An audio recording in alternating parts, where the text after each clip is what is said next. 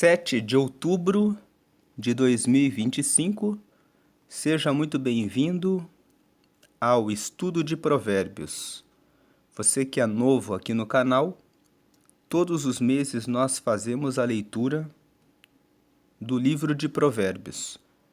O livro de Provérbios é um livro que foi escrito para trazer experiência para os jovens, para trazer sabedoria para aqueles que já são sábios e para trazer ensinamentos e orientações para que você acerte nas decisões da sua vida.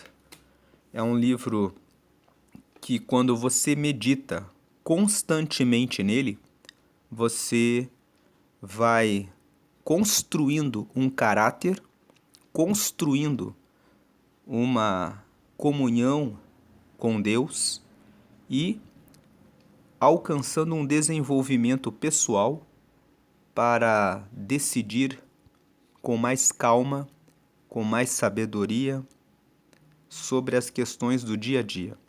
Tem um livro que conta que quem medita em Provérbios todos os meses por 2 anos começa a tomar decisões inteligentes, e que quem faz isso por 5 anos seguidos prospera em todas as áreas da vida. O livro de Provérbios tem 31 capítulos. Então, se você ler um capítulo por dia, você consegue realizar a leitura mensal desse livro. Se você faz a leitura todos os meses, depois de 1 ano, você já praticou, colocou todos esses ensinamentos em prática na sua vida por 12 vezes. Em 2 anos, você fez isso 24 vezes. E se você faz isso por 5 anos, 12 vezes 5, você fez isso 60 vezes. E nós aprendemos pela repetição. Você medita num texto de Provérbios hoje, você coloca em prática, melhora, aperfeiçoa os resultados da sua vida hoje. No mês seguinte você lê mais uma vez, e aí você melhora mais um pouco. Se você faz isso 60 vezes, certamente que você vai se aperfeiçoando e tomando decisões cada vez melhores. Nos meses em que você tem 30 dias, basta ler os capítulos 30 e 31 no dia 30. E no mês de fevereiro, você lê os capítulos 1 e 2 no dia 1º, os capítulos 8 e 9 no dia 7, e no dia 28 você lê os capítulos 30 e 31. E com isso, você consegue realizar todos os meses a leitura de Provérbios. Vamos agora para a leitura de Provérbios 7. Provérbios 7 faz parte do primeiro grupo do livro de Provérbios. O livro de Provérbios se divide em 3 partes. Do capítulo 1 até o capítulo 9 são ensinamentos da sabedoria.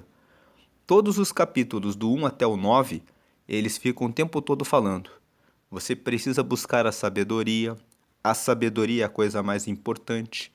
E aí depois eles dão alguns conselhos, mas sempre destacando a importância da sabedoria. Daí a segunda parte vai dos capítulos 10 até o 24. São conselhos gerais. E aí, do capítulo 25 até o capítulo 31, você tem os conselhos para os reis. Então são essas 3 partes que o livro de Provérbios se divide.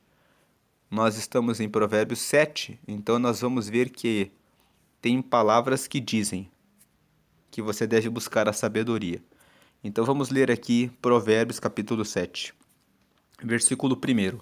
Filho meu, guarda as minhas palavras e esconde dentro de ti os meus mandamentos. 2. Guarda os meus mandamentos e vive, e a minha lei como a menina dos teus olhos. 3. Ata-os aos teus dedos, escreve-os na tábua do teu coração. Veja que quando ele fala assim, ata, os mandamentos aos teus dedos, ele está querendo dizer, faça uma aliança comigo, faça uma aliança, faça um compromisso de meditar nessas palavras e nesses ensinamentos todos os dias. Assim como num casamento o homem e a mulher assumem por uma aliança o compromisso de serem fiéis, de sempre se cuidarem, quando ele fala assim, ata os mandamentos aos teus dedos, ele está dizendo, tem uma aliança com isso. Escreve-os na tábua do teu coração. Escrever na tábua do teu coração é ter isso tão dentro de você que você lembre facilmente dessas palavras de sabedoria para colocar em prática de maneira imediata. Versículo 4. Dize à sabedoria, tu és minha irmã, e à prudência, chama tua parenta. Então ele está dizendo aqui, abrace a sabedoria como a sua irmã e abrace a prudência como parente. Versículo 5. Para que isso? Guardar os mandamentos, cuidar dos mandamentos como a menina dos olhos, atar aos dedos, chamar a sabedoria e a prudência como irmã e como parente. Versículo 5. Para te guardarem da mulher alheia, da estranha que lisonjeia com as suas palavras. Então é para te guardarem da mulher que é casada, da mulher que já é de um outro homem, e também para te guardarem da mulher estranha que lisonjeia com as suas palavras. A estranha que lisonjeia com as suas palavras é aquela que você encontra num passeio, num mercado, fazendo alguma coisa sua no dia a dia que de repente chama a sua atenção e que de repente você começa a ter uma conversa e aquela conversa vai para um relacionamento que pode ser um relacionamento que não é firme, que não tem nenhum alicerce. Versículo 6. Ele começa a dizer aqui por que ele está dando esse aviso. Versículo 6. Porque da janela da minha casa, por minhas grades, olhando eu, 7. Vi entre os simples, descobri entre os jovens um jovem falto de juízo. 8. Que passava pela rua junto à sua esquina e seguia o caminho da sua casa. 9. No crepúsculo, à tarde do dia, na escuridão e trevas da noite. Versículo 10. E eis que uma mulher lhe saiu ao encontro com enfeites de prostituta e astuto coração. 11. Esta era alvoroçadora e contenciosa, e não paravam em casa os seus pés. 12. Ora pelas ruas, ora pelas praças, espreitando por todos os cantos. 13. Aproximou-se dele e o beijou e esforçou o seu rosto e disse-lhe. 14. Sacrifícios pacíficos tenho comigo, hoje paguei os meus votos. 15. Por isso saí ao teu encontro, a buscar diligentemente a tua face e te achei. Versículo 16. Já cobri a minha cama com cobertas de tapeçaria, com obras lavradas com linho fino do Egito. 17. Já perfumei o meu leito com mirra, aloés e canela. 18. Vem, saciemo-nos de amores até pela manhã. Alegremo-nos com amores. 19. Porque o marido não está em casa. Foi fazer uma jornada ao longe. 20. Um saquitel de dinheiro levou na sua mão. Só no dia marcado voltará a casa. 21. Seduziu com a multidão das suas palavras, com as lisonjas dos seus lábios o persuadiu. 22. E ele segue-a logo como boi que vai ao matadouro e como louco ao castigo das prisões. 23, até que a flecha lhe atravesse o fígado, como a ave que se apressa para o laço e não sabe que está ali contra a sua vida. Nesse texto aqui, nós podemos ver algumas partes, né? Nós dividimos aqui o texto em várias cores, porque essas cores elas têm uma intenção de, a cada cor, destacar um ensinamento. Então aqui, o primeiro versículo em laranja: Filho meu, guarda as minhas palavras e esconde dentro de ti os meus mandamentos, está aqui em laranja para nos dar um alerta. Leia o livro de Provérbios, porque o Provérbios traz as palavras de Deus para a nossa vida em vários pontos que são cruciais para sermos bem-sucedidos, para termos uma vida sossegada, para termos uma vida de paz. Então, guarde as palavras de Provérbios e procure esconder dentro de você esses ensinamentos. A segunda parte aqui está em rosa, o versículo 2. Guarda os meus mandamentos e vive. Guardar os meus mandamentos significa, o guardar é colocar em prática. Guarde os mandamentos com você e viva. Viva praticando esses mandamentos, para que você tenha resultados esperados na sua vida. E guarde a minha lei como a menina dos teus olhos. Está dizendo, valorize muito a palavra de Deus como aquele que está apaixonado por uma menina e fica o tempo todo olhando para ela. Que a palavra de Deus seja dessa forma para você. Que você esteja sempre mirando nela para tomar as decisões certas. Versículo 3. Ata-os aos teus dedos, escreve-os na tábua do teu coração, coloque uma aliança com Deus. Estabeleça um pacto de relacionamento, de comunhão, de ser fiel a Deus. De ser fiel, de seguir esses mandamentos. Faça voto. Assim como no casamento as pessoas fazem o voto de que vão cuidar umas das outras e que vão ser fiéis, faça um voto de que você será fiel a Deus. Escreve-os na tábua do teu coração. Aí o versículo 4, dize a sabedoria, tu és minha irmã. Abrace a sabedoria, diga, a sabedoria anda do meu lado, a sabedoria anda comigo.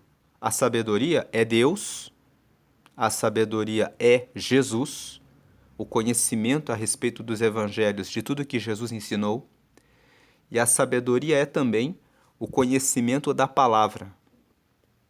Coloque isso como sua irmã e diga para a Prudência que ela é sua parente, ela é sua parenta. Ou seja, antes de tomar uma decisão,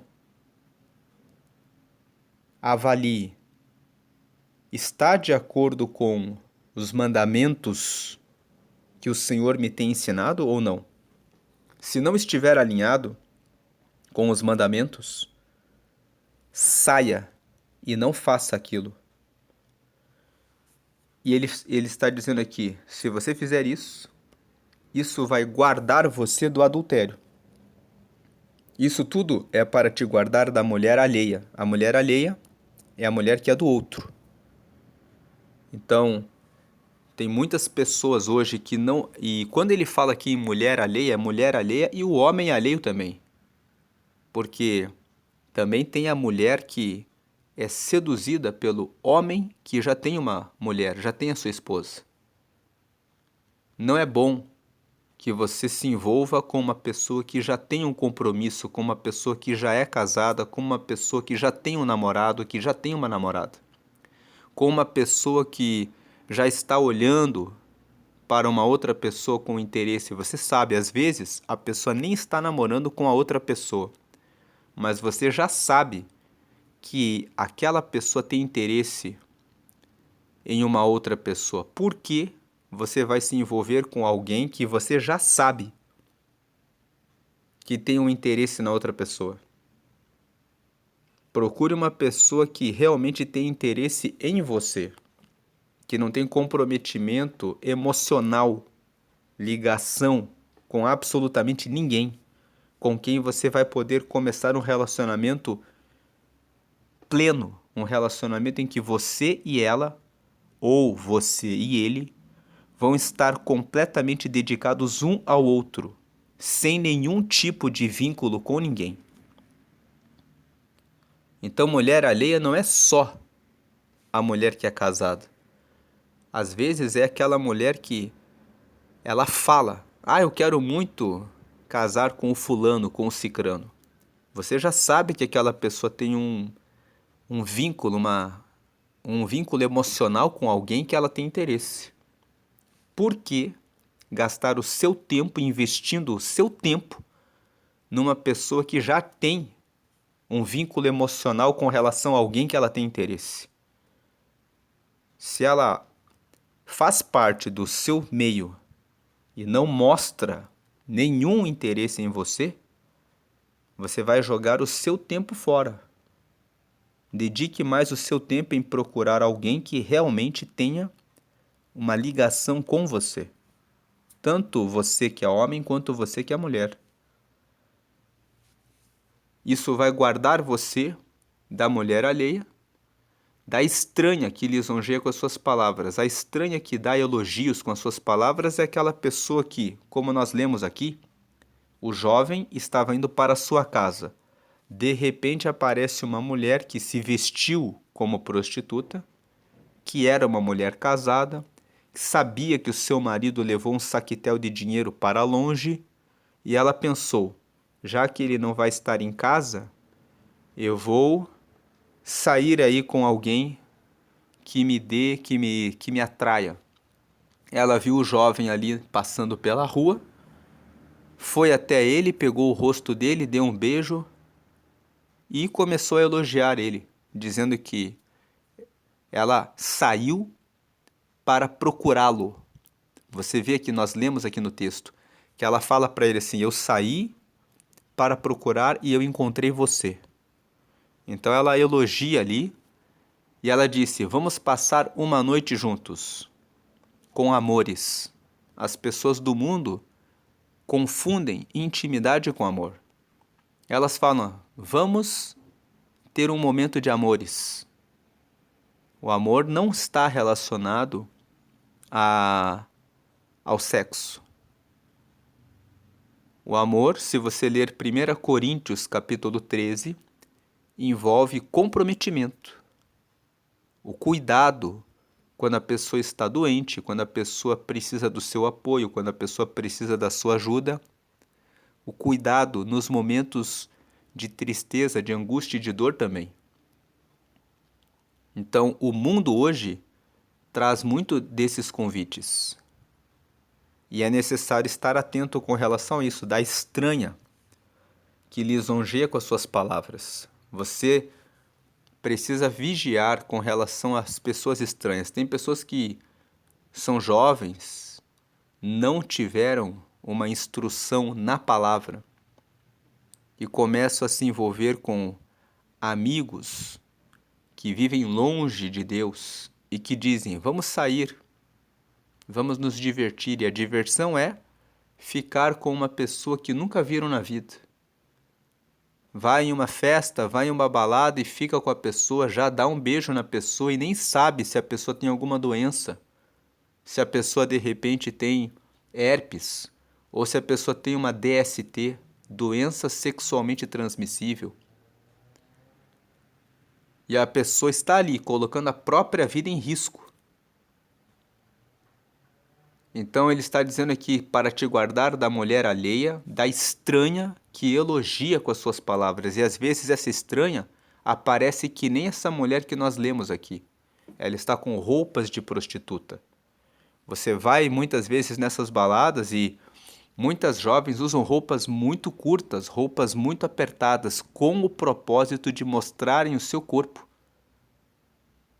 Se você é uma jovem, está envolvida com isso, usando roupas para chamar a atenção pelo seu corpo, o que vai restar depois do sexo? É isso mesmo que você quer? Só um relacionamento? Só satisfazer a sua carne? Um dia e outro dia? Você vai passar quantos anos fazendo isso? Depois, muitas pessoas nas redes sociais que têm 30, 35 anos estão dizendo que estão se arrependendo, que estão arrependidos, arrependidas, porque gastaram a juventude fazendo isso. E depois querem encontrar um marido e querem que esse marido as sustente e que esse marido dê o melhor dele para ela. Se você não guardou o seu melhor para ter um relacionamento com um homem que você quer que cuide de você, como você pode exigir que um homem dê tudo o que ele tem por você? Então, esse texto aqui, ele traz esse aqui é um ponto. E você que é jovem, sai com uma pessoa hoje, sai com outra pessoa amanhã, você vai acumulando muitas experiências na sua mente, no seu corpo físico, que vão criando uma dificuldade de manter a fidelidade depois, no casamento. Porque a pessoa vai saindo com uma, com outra e com outra. E isso vai fazendo com que você crie um padrão mental de que não existe a pessoa perfeita. Você sempre vai ter lembrança das qualidades que as outras pessoas com quem você saiu anteriormente tinham, que a pessoa com quem você está agora não tem. Então, o capítulo 7 de Provérbios traz uma orientação: ficar longe desses relacionamentos curtos, sem propósito, cuja intenção é apenas o sexo, o prazer pelo prazer, sem nenhum envolvimento, sem nenhum aprofundamento no relacionamento, porque isso leva a pessoa para a morte. Porque a pessoa experimenta o cheiro do perfume, experimenta a carne, o corpo, e a pessoa vai se corrompendo moralmente, vai perdendo o sentido do casamento. E por muitas pessoas seguirem nessa orientação de olhar pela aparência, de olhar pelo momento, de olhar apenas pelo sexo, o que vemos é uma sociedade com muitas pessoas desacreditadas do casamento, infelizes no amor, na vida sentimental, porque escolheram um caminho que é o caminho que o mundo tem apresentado. Do sexo fácil, sem compromisso, da liberdade que eu sou livre para fazer tudo o que eu quiser e seguir o meu coração e seguir a minha vontade. Mas Provérbios 7 fala: não faça isso. Fala: guarde as minhas palavras, esconda os meus mandamentos. Guarde os meus mandamentos para você ter vida. Faça uma aliança com Deus. Diga para a sabedoria: você é minha irmã. E diga para a prudência: você é minha parente. Para você fugir dessas recomendações e dessa orientação que o mundo tem apresentado. Olhou, gostou, ficou. Aí você olhou, gostou, ficou, e aí depois você fica com uma, com outra e com outro, e você não encontra a saída da vida. Então veja que ele continua dizendo aqui: da janela da minha casa, por minhas grades olhando eu, vi entre os simples e descobri entre os jovens um jovem falto de juízo. Como nós lemos aqui o texto já, que ele estava passando, a mulher o convidou, e ela ainda falou uma coisa aqui. Aqui o versículo 14 e o 15, tem um detalhe aqui. Ele fala que essa mulher, ela disse para esse jovem: sacrifícios pacíficos tenho comigo. Hoje paguei os meus votos. Por isso saí ao teu encontro a buscar diligentemente, a tua face te achei. Veja, ela saiu e ficou procurando exatamente uma pessoa que agradasse ela para ela ter o sexo numa noite em adultério, já que o marido dela não estava em casa. Mas o versículo 14 fala que ela disse: eu tenho sacrifícios pacíficos, ou seja, eu paguei os meus votos. Dá um aviso que não é só no mundo que você encontra propostas indecentes. Às vezes a proposta indecente vem dentro da igreja. Às vezes a proposta indecente vem daquela pessoa que você não espera. Vem do pastor, da esposa do pastor, da esposa do maestro, do maestro, da pessoa que canta na igreja, que faz parte da igreja, que toma ceia, que oferta, que usa roupas de cristão, que tem uma aparência de que realmente segue a Deus. Então não é porque você está envolvido com pessoas da igreja que você não corre o risco de receber uma proposta indecente. Jesus disse que no meio do trigo o joio cresce junto. Então, até quando você está dentro da igreja, você precisa, antes de começar um relacionamento, perguntar a respeito do passado da pessoa. Tem pessoas que olham só para aquilo que a pessoa está mostrando na parte externa atualmente, mas você não sabe o que a pessoa fez no passado. Eu conheço um irmão na igreja que se casou com uma mulher que ele conheceu dentro da igreja, que estava seguindo a Deus, e depois de um ano de casamento ela disse para ele que ela queria abrir o relacionamento e queria deitar com outro homem, porque ela disse que antes de ser cristã ela saía com vários parceiros. E aí aquele irmão disse para ela: mas agora você é uma cristã e eu nem sabia disso. Mas aí ela disse, depois de um tempo, ela insistiu nisso, e ele teve que pedir o divórcio para não ter a traição. Então veja que essa mulher, mesmo depois de convertida, o corpo dela, ela saiu com tantas pessoas antes de vir para Cristo, que ela estava ali, mergulhada naquilo. Então, você às vezes se envolve com uma pessoa que você pensa é cristã. Você não sabe o passado da pessoa. Leve isso em consideração. Principalmente se você é uma pessoa que se guardou para Deus, porque tem muitos jovens que se guardam para Deus, mantêm a virgindade, mantêm a pureza por amor a Deus, e depois, na hora de tomar a decisão, não fazem essa avaliação.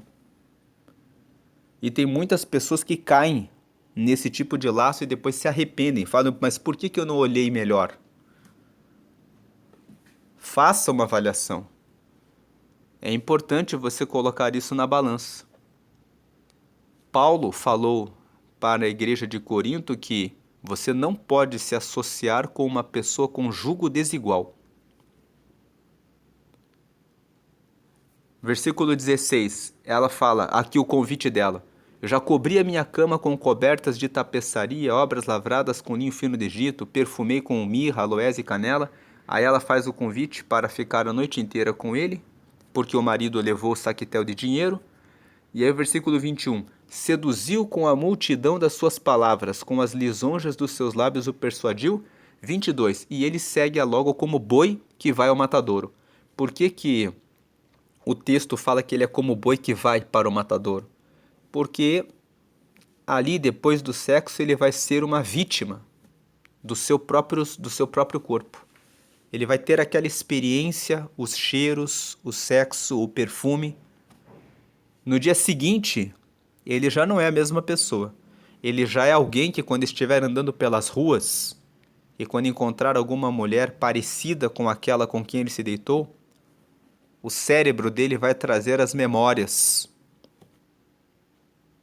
daquele relacionamento que ele teve. O cérebro dele vai quebrar um bloqueio. E ele não vai nem prestar atenção se a mulher tem uma aliança no dedo. Ele vai dizer, eu já saí com aquela que é casada. Então o fato de uma mulher ser casada não é empecilho. Ele quebra uma barreira moral. Ele passa a ver qualquer mulher como uma pessoa com quem ele pode, em determinadas circunstâncias, conseguir sair com ela. Então ele passa a ter um desafio. Como é que eu faço para conseguir convencer essa mulher a sair comigo? E você vê que tem muitas pessoas que ficam o tempo, elas não dão importância, elas não respeitam o casamento dos outros, elas enxergam isso como um desafio. É um desafio. Como é que eu faço para ficar com aquela pessoa? É porque a pessoa morreu moralmente. Por isso que fala aqui, e ele segue logo como boi que vai ao matadouro, e como o louco ao castigo das prisões. Qual é o castigo? A pessoa fica presa, acorrentada, sempre pensando na próxima aventura. Versículo 26. Até que a flecha lhe atravesse o fígado, como a ave que se apressa para o laço e não sabe que ele está ali contra a sua vida. Então a pessoa fica dependente daquilo. Dependente de sexo e mais sexo, de relacionamento em relacionamento, e não consegue se firmar e construir a sua família. E uma pessoa que se envolve dessa forma acaba gastando seu patrimônio, a sua vida com isso, com mulheres e mulheres, ou tem mulheres que gastam a vida, a juventude toda, com homens e homens, e depois de um certo tempo olham pelo retrovisor e dizem, e agora? Versículo 24. Agora, pois, filhos, dai-me ouvidos e estai atentos às palavras da minha boca. 25. Não se desvie para os seus caminhos, o teu coração, e não andes perdido nas suas veredas. Ou seja, não andes perdido nos caminhos dessa pessoa que tentou te seduzir. Não seja uma pessoa perdida, que quando está recebendo os ataques são as cantadas, são as propostas, são as palavras de sedução. Colega de trabalho, pessoa que não tem compromisso com Deus e que faz propostas de sexo fácil. Não ande perdido. Quando você escuta uma proposta, tenha visão. É um laço que foi armado para me destruir moralmente, me afastar de Deus, atrapalhar a minha capacidade de no futuro ter um relacionamento fiel com uma pessoa que seja de Deus para formar a minha família. Versículo 26. Porque há muitos feridos derrubou, e são muitíssimos os que por ela foram mortos. Então aqui o texto fala, uma mulher dessas, ela sai com um hoje, sai com outro amanhã, todos os que saem com ela vão sendo mortos, vão perdendo a barreira de entender que uma mulher casada não é uma pessoa certa para saírem, que sair com sexo fácil também não é um bom negócio para a sua vida a longo prazo. Ela vai matando as pessoas, assim como também o homem que vai saindo com várias mulheres e vai matando a esperança delas e vai destruindo a vida delas. Então, versículo 27, caminhos de sepultura é a sua casa, os quais descem às câmaras da morte. Você que é mulher e às vezes recebe a proposta da sedução do homem que diz que é casado, mas que ele vai deixar a esposa para ficar com você. Não aceite, isso é o resto. Deus tem o melhor para você. Ele tem um homem que ame você e que vai se dedicar a você. Cuide da sua vida, do seu crescimento, do seu desenvolvimento pessoal, das suas emoções, de crescer enquanto homem, crescer enquanto mulher, enquanto homem de Deus, enquanto mulher de Deus, enquanto jovem de Deus. E no tempo certo, Deus vai preparar uma pessoa certa que tem compromisso com Ele para que você tenha uma vida com segurança e amor que seja real, verdadeiro e duradouro. Essa é a meditação de Provérbios capítulo 7. Deus abençoe a sua vida, hoje e sempre grandemente. Amém.